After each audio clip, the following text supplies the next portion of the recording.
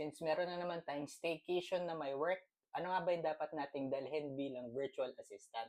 Since we can work remotely anywhere. Siyempre, basta may internet. Siyempre, given na yung laptop natin. Siyempre, aside na yung mga given na chargers, cables. First is my mouse. This is Logitech Lift Vertical Ergonomic Mouse. So, ito talaga yung daily mouse ko. And kayang-kayang dalhin. Good for travel. This is very portable.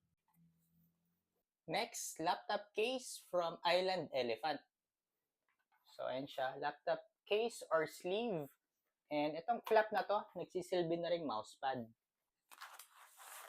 Next, very good for multitasking talaga. Kailangan natin ng portable monitor. This is from Arzopa. This is A1M 17.3 inches. Usually, syempre, meron namang stable internet sa ating hotel or Airbnb kung saan ka man magsistay.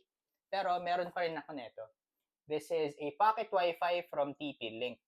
So, very good for mobile data, prepaid, and ang nakalagay dito ay GoMo SIM. So, very good for backup na rin siya, just in case. And also, very useful habang wala pa kayo dun sa mismong hotel or pagsistayan nyo, may internet ka pa rin, even on the go. Next is this EcoFlow Rapid Power Bank. Very good kasi kayang-kaya niya rin i-charge ang ating laptop. And syempre, pwedeng-pwede multiple devices at the same time, gaya ng ating pocket Wi-Fi plus cellphone.